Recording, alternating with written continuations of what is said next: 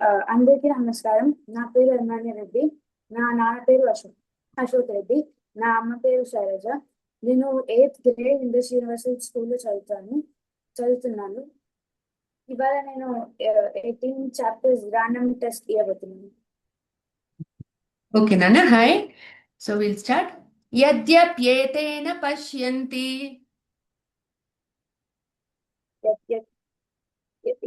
యత్యేన పశ్యంతి లోకోపహత చేతసః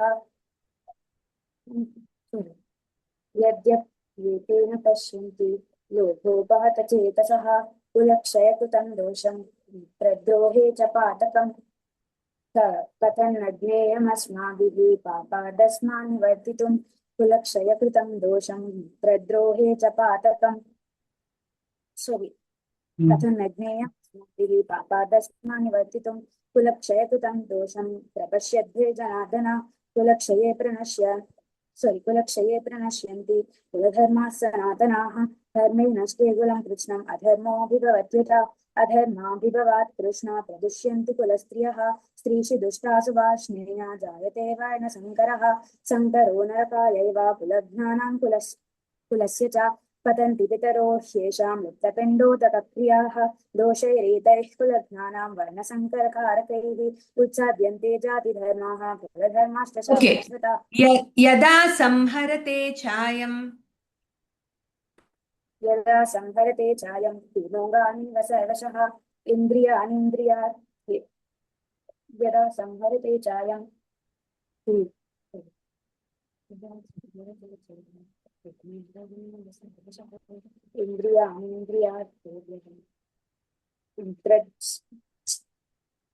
యదా సంహరతే ఛాయం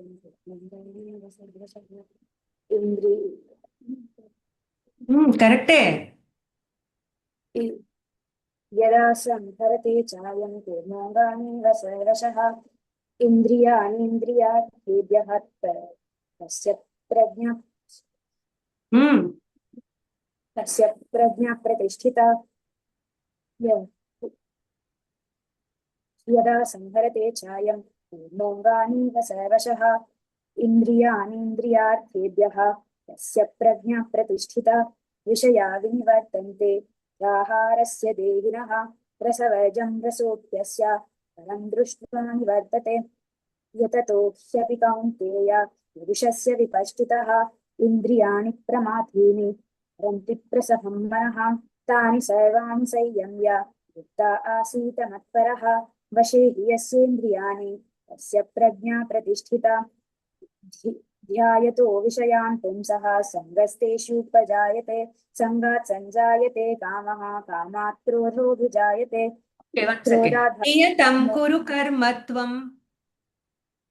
నియతం కురు కర్మత్వం కర్మ జ్యాయో హ్యకర్మణః శరీరయాత్రాపి చ తే న ప్రసిద్ధ్యేద కర్మణః. యజ్ఞార్థాత్ కర్మణోऽన్యత్ర లోకోऽయం కర్మబంధనః తదర్థం కర్మ కౌంతేయ ముక్తసంగः సమాచర. సహ యజ్ఞాః ప్రజా సృష్ట్వా పురోవాచ ప్రజాపతిః అనేన ప్రసవిష్యధ్వం ఏషవోస్పృష్టకామదుక్ దేవాన్ భావయతానేన తే దేవా భావయంతు వః పరస్పరం భావయంతః శ్రేయః పరమవాప్స్యథ. ఇష్టాన్ భోగాన్ యువో దేవాః దాస్యంతే యజ్ఞభావితాః తైర్దత్తాన ప్రదాయేభ్యః యో భుङ्क्तेस्तेन एव सः. यज्ञशिष्टाशिनः सन्तः मुच्यन्ते सर्वकिल्बिषैः भुञ्जते ते त्वहं पापाः ये पचन्त्यात्मकारणात् अन्नात् भवन्ति भूतानि पर्जन्यादन्नसम्भवः. यज्ञात् भवति पर्जन्यः यज्ञः कर्म समुद्भवः. अपरे नियताहाराः प्राणान् प्राणेषु जुह्वति सर्वेप्येते जज्ञविदः. करेक्टे.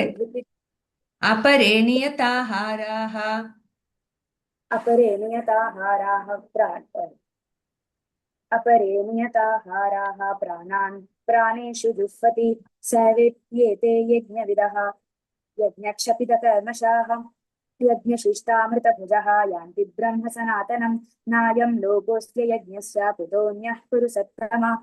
एवं बहुधा यज्ञाः वितता ब्रह्मणो मुखे कर्मजान् विद्युतान् सर्वान् एवं ज्ञात्वा विमोक्ष्यसे. श्रेयान्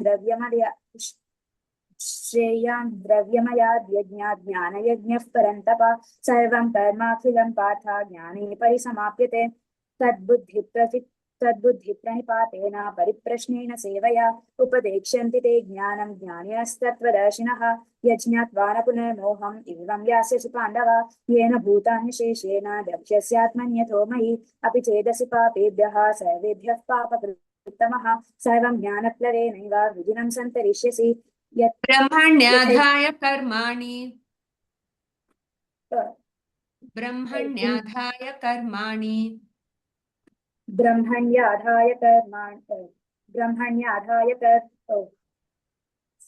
ब्रह्मण्याधाय कर्माणि सङ्गम् ब्रह्मण्याधाय कर्माणि सङ्गं त्यक्त्वा करोति यः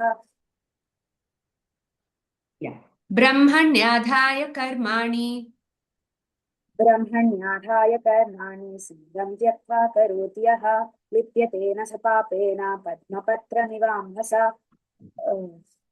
कायेन मनसा बुद्ध्या केवलैरिन्द्रियैरपि योगिनः कर्म कुर्वन्ति सङ्गं त्यक्त्वात्मशुद्धये युक्तः कर्मफलं त्यक्त्वा शान्तिमाप्नोति नैष्ठिकीम् अयुक्तः कामकारेण भवे सक्तो निबध्यते सर्वकर्माण्यपि सदा संयस्यास्ते सुखं वशि नवद्वारे पुरे देहि नैव कुर्वन्न कारयन् न कर्तृत्वं न कर्माणि लोकस्य सृजति प्रभुः न कर्मफलसंयोगं स्वभावस्तु प्रवर्तते नादत्ते कस्यचित् पापं न चैव सुकृतं विभुः अज्ञानेनावृतं ज्ञानं तेन मुह्यन्ति जन्तवः ज्ञानेन तु तदज्ञानं येषां नाशितमात्मनः तेषामादित्यवत् ज्ञानं प्रकाशयति तत्परम् तद् तद्बुद्धयस्तदात्मानः तन्निष्ठास्तत्परायणाः गच्छन्ति पुनरावृत्तिं ज्ञाननिर्धूतकर्मशाः विद्याविनयसम्पन्ने ब्राह्मणे गविहस्तिनि शुनि चैव श्वपाके च पण्डिताः समदर्शिनः इहैव तैजितः सर्गः येषां साङ्गे स्थितं मनः निर्दोषं हि समं ब्रह्म तस्मात् ब्रह्मणि स्थिताः युक्ताहारविहारस्य युक्ताहारविहारस्य युक्तचेष्टस्य कर्मसु युक्तस्वप्नावबोधस्य योगो भवति दुःखः यदा विनियतं चित्तम् आत्मन्येव वशः यदा विनियतं चित्तम् आत्मन्येव वशाय युक्ताहारविहारस्य युक्तचेष्टस्य कर्मसु युक्तस्वप्नावबोधस्य योगो भवति दुःखः यदा विनियतं चित्तम् आत्मन्येवावतिष्ठते निःस्पृहः सर्वकामेभ्यः युक्ता इत्युच्यते तदा यथा दीपो निवातस्तः निर्गते सोपमा स्मृता योगिनो यतचित्तस्य युञ्जतो योगमात्मनः यत्रो परमते चित्तं निरुद्धं योगसेवया यत्र चैवात्मनात्मानं पश्यन्नात्मनि तुष्यति सुखमात्यन्तिकं यत्तत् बुद्धिग्राह्यमतीन्द्रियं वेत्ति यत्र न चैवायं स्थितश्चलति तत्त्वतः यं लब्ध्वा चापरं लाभं मन्यतेनाधिकं ततः यस्मिन् स्थितो न दुःखेन गुरुणापि विचार्यते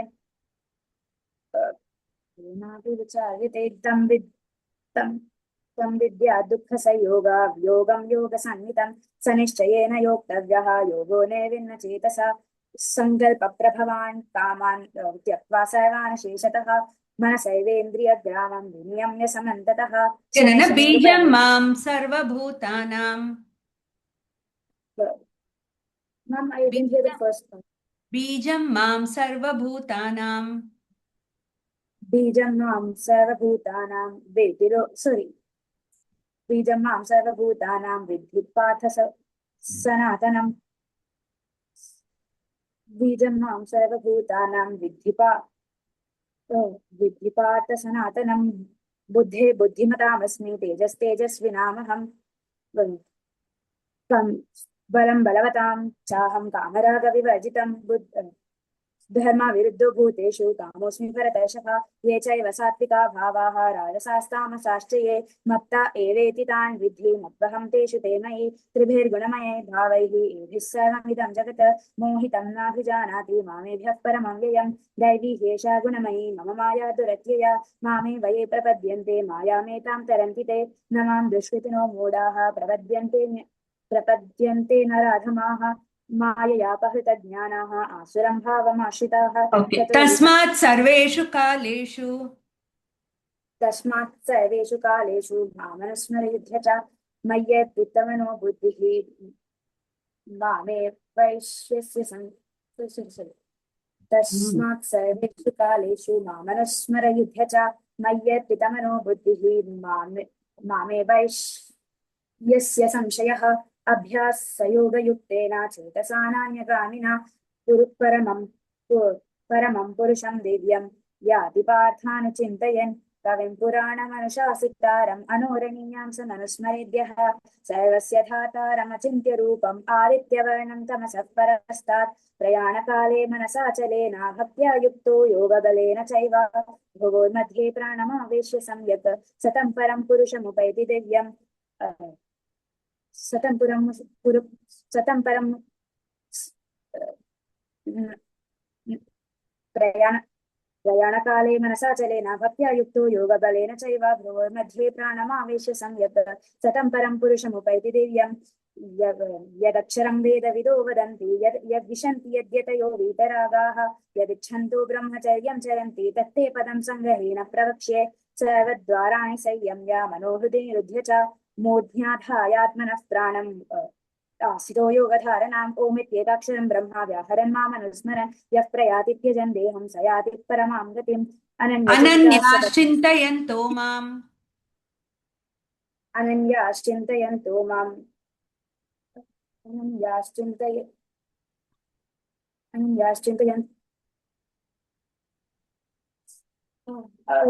अनन्याश्चिन्तयन्तो मां ये जनाः पर्युपासते तेषां नित्याभियुक्तानां योगक्षेमं वहाम्यहम् करेक्टे अम्मा करेक्टे अनन्याश्चिन्तयन्तो मां ये जनाः पर्युपासते तेषां नित्याभियुक्तानां योगक्षेमं वहाम्यहम् येऽप्यन्यदेवता भक्ताः यजन्ते श्रद्धयान्विताः तेऽपि मामेव कौन्तेय यजन्ति विधिपूर्वकम् अहं हि सर्वयज्ञानां भोक्ता च प्रभुरेव च न तु मामभिजानाति तत्त्वेनातश्च्यवन्ति ते यान्ति देवव्रता देवान् पितॄन् यान्ति पितृव्रताः भूतानि यान्ति भूतेज्याः यान्ति मद्याजिनोऽपि मां पत्रं पुष्पं फलं तोयं यो मे भक्त्या प्रयच्छति तदहं भक्त्युपहृतम् अश्नामि प्रयतात्मनः यत्करोषि यदश्नासि यज्जुहोषि ददासि यत्तपस्यसि कौन्तेय तत्कुरुष्व मदर्पणम् शुभाशुभफलैरेवं मोक्ष्यसे कर्मबन्धनैः सन्न्यासयोगयुक्तात्मा विमुक्तो मामुपैष्यसि ओके नना बुद्धिर्ज्ञानमसम्मोहः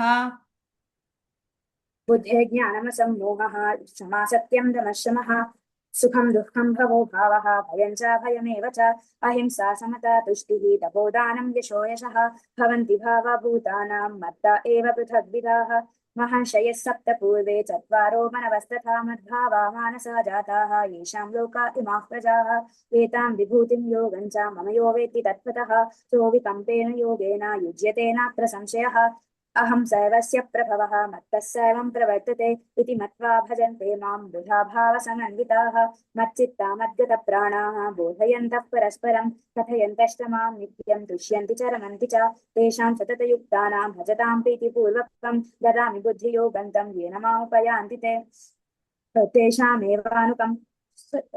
तेषामेवानुकम्पार्थम् अहमज्ञानजं तमः नाशयाम्यात्मभावस्तः ज्ञानदीपेन भास्वता ओके अर्जुन नना वन उवाच सेकेंड तत्रैकस्थं जगत्कृत्स्नम् तत्रैकस्थं जगत्कृत्स्नं प्रविभक्तमनेकधा अपश्यद्देवदेवस्य शरीरे पाण्डवस्तदा ततः स विस्मयाविष्टः हृष्टरोमा धनञ्जयः प्रणम्य शिरसा देवं कृताञ्जलिरभाषत अर्जुन उवाच पश्यामि देवांस्तव देवदेहे सर्वांस्तथा भूतविशेषसङ्घान् ब्रह्माणमीशं कमलासनस्थं ऋषींश्च सर्वानरगांश्च देव्यान् अनेकबाहूदरवक्त्रनेत्रं पश्यामि त्वा सर्वतोऽनन्तरूपं नान्तं न मध्यं न पुनस्तवादिं पश्यामि विश्वेश्वर विश्वरूपा किरीटिनं गतिनं चक्रिनं च तेजो राशिं सर्वतो दीप्तिमन्तं पश्यामि त्वां दुर्निरीक्ष्यं समन्ताद् दीप्तानरातद्युतिमप्रमेयम् त्वमक्षरं परमं वेदितव्यं त्वमस्य विश्वस्य परं निधानं त्वमव्ययः शाश्वतधर्मगोप्ता सनातनस्त्वं पुरुषो मतो मे अनादिमध्यान्तमनन्तवीर्यम् अनन्तमाहुं शशिसूर्यनेत्रं पश्यामि त्वां पश्यामि त्वां दीप्तहुताशवक्त्रं स्वतेजसा विश्वमिदं तपन्तं द्यावा पृथिव्योरिदमन्तरं व्याप्तं त्वयैकेन दिशश्च सर्वाः दृष्ट्वाद्भुतं रूपमिदं तवोग्रं लोकत्रयं प्रव्यथितं महात्मन् अमीहित्वा सुरसङ्घा विशन्ति केचित् भीता प्राञ्जलयो गृह्णन्ति स्वस्तीत्युक्त्वा महर्षि सिद्धसङ्घाः स्तुवन्ति त्वां स्तुतिभिः पुष्कलाभिः रुद्रादित्या वसवो ये च साध्याः विश्वेश्विनो मरुतश्चोष्मपाश्च गन्धर्वयक्षासुरसिद्धसङ्गाः वीक्षन्ते त्वां विस्मिताश्चैव सर्वे चाललं ना श्रेयो हि ज्ञानमभ्यासात् श्रेयो हि ज्ञानमभ्यासात् श्रेयो हि ज्ञानमभ्यासात् ज्ञानाध्यानं विशिष्यते ध्यानात् कर्मफलत्यागः त्यागात् शान्तिरनन्तरम् अद्वेष्टा सर्वभूतानां मैत्रः करुण एव च निर्ममो निरहङ्कारः समदुःखसुखक्षमी सन्तुष्टः सततं योगी दात्मा दृढनिश्चयः मय्यर्पितमनो बुद्धिः यो मद्भक्तः स मे प्रियः यस्मान्नो द्विजते लोकः लोकान्नो द्विजते च यः हर्षामर्षभयोद्वेगैः मुक्तो यः स च मे प्रियः अनपेक्षश्चिते दक्षः उदासीनो गतव्यतः सर्वरङ्गपरित्यागी यो मद्भक्तः स मे प्रियः यो न हृष्यति न द्वेष्टि शोचति न काङ्क्षति शुभपरित्यागी भक्तिमान् मे प्रियो नरः समशत्रौ च मित्रे च तथा मानापमानयोः शीतोष्णसुखदुःखेषु समस्सङ्गविवर्जितः तुल्यनिन्दास्तुते मौनी सन्तुष्टो येन केनचित् अनिकेतस्थिरमतिः भक्तिमान् मे प्रियो नरः ये तु धर्म्यामृतमिदं यथोक्तं पर्युपासते श्रद्धानामत्परमाः भक्तास्तेतीव मे प्रियाः ॐ तत्सदिति श्रीमद्भगवद्गीतासु उपनिषत्सु ब्रह्मविद्यायां योगशास्त्रे श्रीकृष्णार्जुन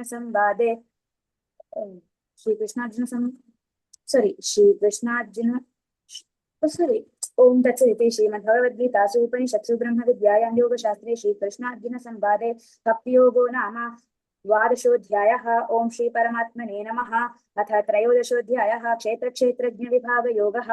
श्रीभगवानुवाच इदं शरीरं कौन्तेय क्षेत्रमित्यभिधीयते एतद्यो वेत्ति तं प्राहुः क्षेत्रज्ञ इति तद्विदः क्षेत्रज्ञं चापि मां विद्धि सर्वक्षेत्रेषु भारत क्षेत्रक्षेत्रज्ञयोरेवं यत्तज्ज्ञानं मतं मम तत् क्षेत्रं यच्च यादृक् यद्विकारि यतश्चेत स च यो यत्प्रभावश्च तत्समासेन मे शृणु।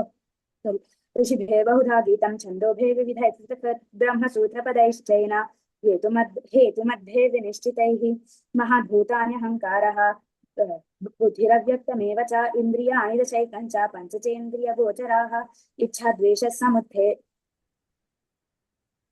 इच्छाद्वेषसमुत्थे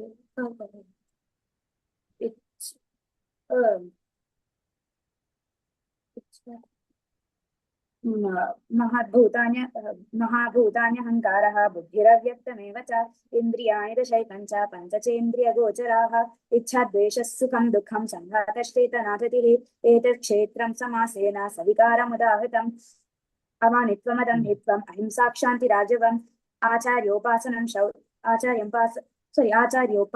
शौचं स्थैर्यमात्मविनिग्रहः इन्द्रियार्थेषु वैराग्यम् अनहङ्कार एव च जन्म मृत्युजरा रजस्तमश्चाभिभूय सत्त्वं भवति भारत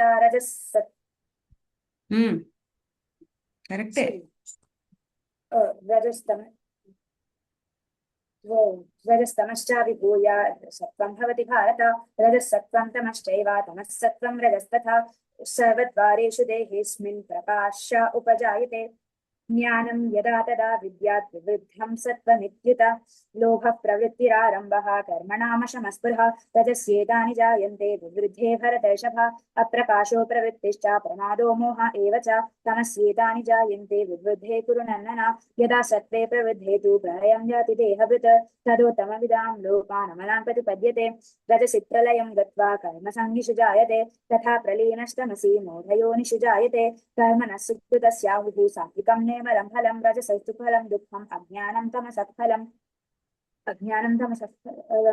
सत्त्वात् सञ्जायते ज्ञानं रजसो लोभ एव च प्रमादमोहो तमसः भवतो ज्ञानमेव च ऊर्ध्वं गच्छन्ति सत्त्वस्थाः मध्ये तिष्ठन्ति राजसाः जगन्यगुणवृत्तिष्ठाः अहो गच्छन्ति तामसाः नान्यं गुणेभ्यः कर्तारं यदा द्रष्टानुपश्यति गुणेभ्यश्च परं वेत्ति मद्भावं सोऽधिगच्छति చల్లన गुणा యదాదిత్యగతం తేజః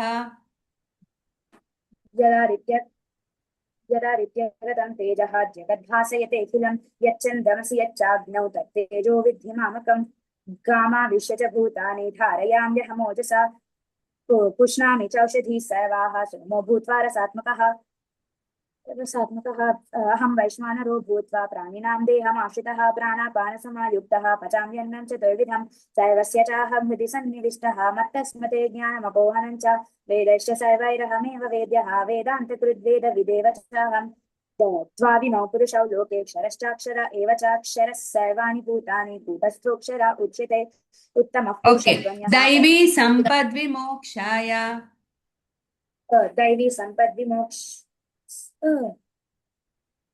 दैवी सम्पद्विमोक्षाय निबन्धाय श्रीमतामाशु च सम्पदं दैवीम् अभिजातोऽसि पाण्डव द्वौ भूतसर्गो लोकेऽस्मिन् दैवा आसुरा एव च दैवो विस्तरशः प्रोक्तः आसुरं पार्थ मे शृणु प्रवृत्तिं च निवृत्तिं च जनान विदुरासुराः न शौचन्नापि चाचारः न सत्यं तेषु विद्यते असत्यमप्रतिष्ठं ते जगदाहुरनीश्वरम् अपरस्परसम्भूतं किमन्यत् कामहैतुकम् एतां दृष्टिमुपष्टभ्य नष्टात्मानोपबुद्धयः प्रभवन्त्युग्रकर्माणः क्षयाय जगतो हिताः काममाश्रित्य दुष्पूरं दम्भमानमदान्विताः मोहात् गृहीत्वा सद्ग्राहान् प्रवर्तन्ते शुचिव्रताः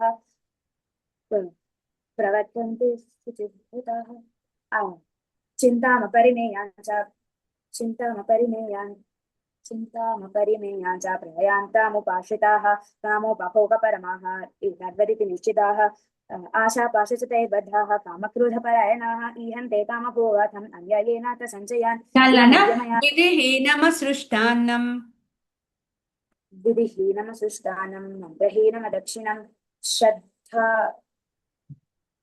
श्रद्धावन्त sorry विधिहीनमसृष्टानं मन्त्रहीनमद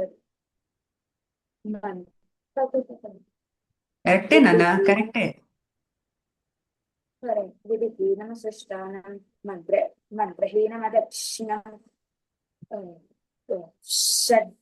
विधिहीनमसृष्टानं मन्त्रहीनमदक्षिणं శ్రద్ధా విరహితం विधिहीनमसृष्टानं मन्त्रहीनमदक्षिणं श्रद्धा विरहितं यज्ञं तामसं परिचक्षते ప్రాజ్ఞ देवद्विजुगुरुप्राज्ञा पूजनं शौचमार्जवं ब्रह्मचर्यमहिंसा च शारीरं तप उच्यते अनुद्वेगकरं वाक्यं सत्त्वं प्रियहितं च यत् स्वाध्यायाभ्यसनं चैव वाङ्मयं तप उच्यते मनः प्रसादः सौम्यत्वं मौनमात्मविनिग्रहः भावसंशुद्धिरित्येतत् तपोमानसमुच्यते श्रद्धया परया तप्तं तपस्तत्त्रिविधं नरैः अफलाकाङ्क्षितैर्युक्तैः सात्विकं परिचक्षते सत्कारमानपूजार्थं तपोदम्भेन चैव यत् क्रियते दधिः प्रोक्तं राजसञ्चलमध्रुवं मूढग्राहेणात्मनो यत् पीडया क्रियते तपः परस्योत्सादनार्थं वा तत्तामसमुदाहृतं दातव्यमिति यद्दानं दीयते नुपकारिणे देशे काले च पात्रे च तद्दानं सात्विकं स्मृतम् यत्तु प्रत्युपकारार्थं फलमुद्दिश्य वा पुनः दीयते च परिक्लिष्टं तद्दानं राजसंस्मृतम् अदेशकाले यद्दानम् अपात्रेभ्यश्च दीयते असत्कृतमवज्ञातं तत्तामसमुदाहृतम् చల్లన ओम तत्सत् సర్వభూతేషు ఏనైకం सर्वभूतेषु येनैकं भावमव्ययमीक्षते अविभक्तं विभक्तेषु अविभक् सर्वभूतेषु येनैकं भावमव्ययमीक्षते अविभक्तं विभक्तेषु भा తజ్జ్ఞానం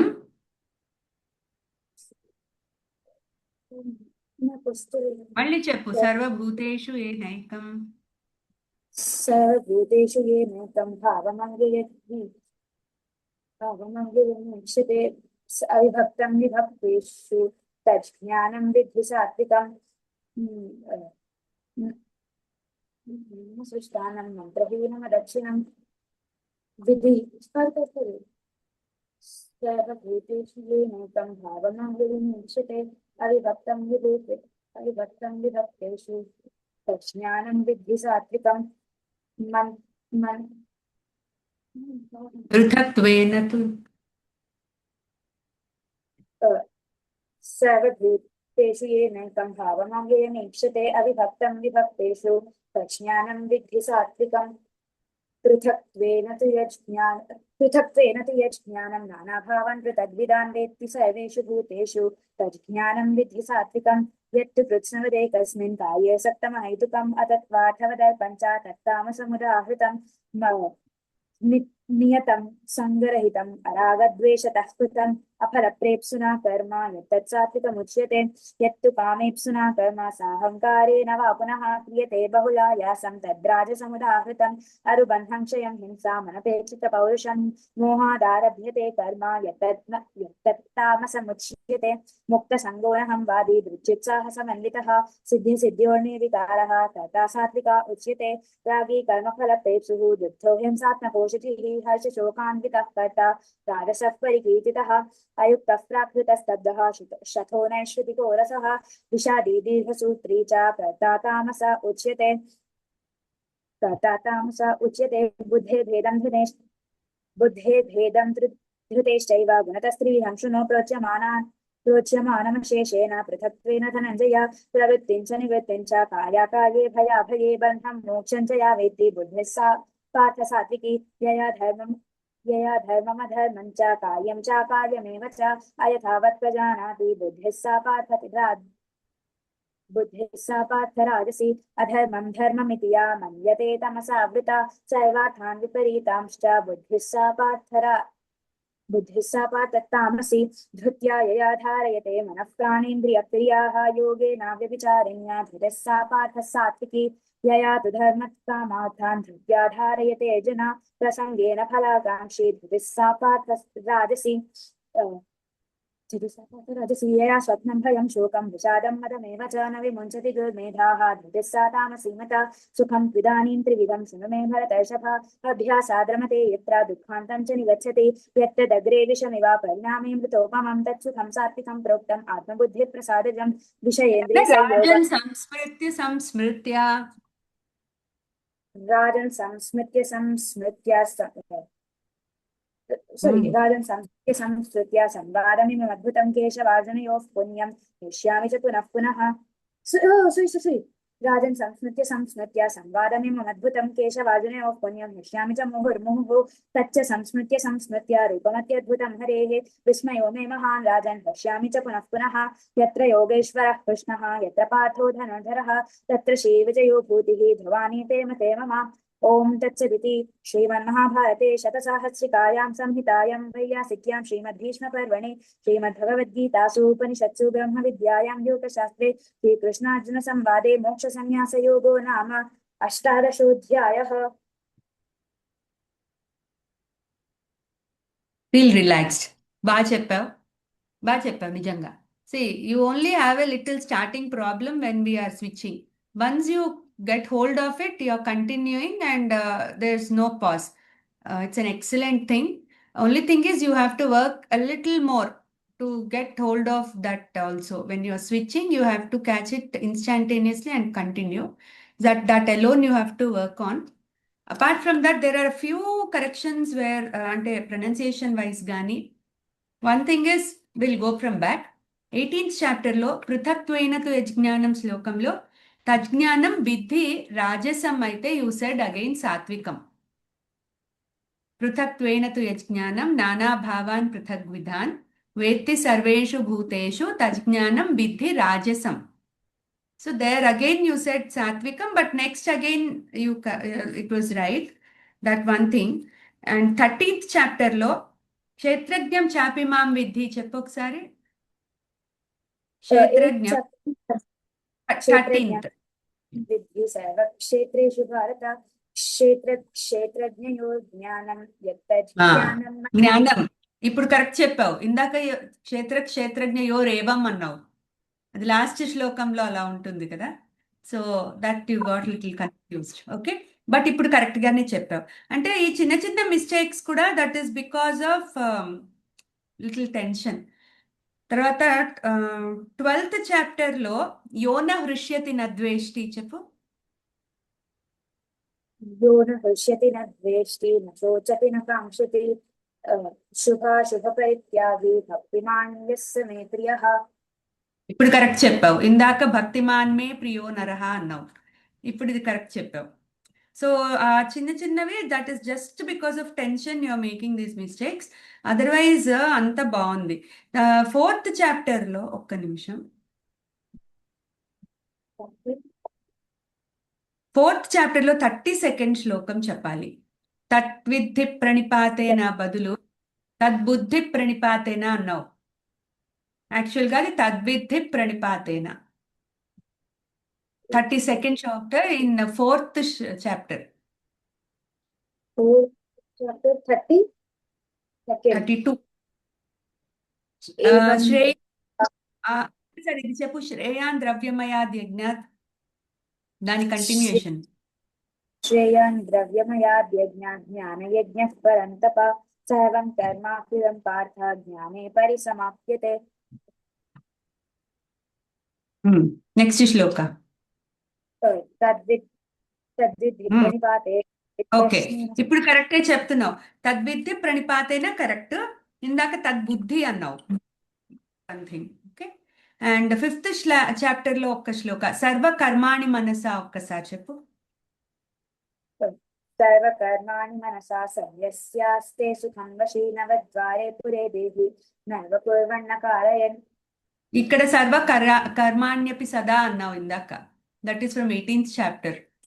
సర్వకర్మాణి మనసా అయితే సర్వకర్మాణ్యపి సదా. ఓకే, అంటే వర్డ్స్ సర్వకర్మాణి దగ్గర little confusion, but otherwise good. Just little ఇంకొంచెం వర్క్ చేస్తే నీకు ఆ స్టార్టింగ్ ప్రాబ్లం కూడా పోతుంది. Okay, hello.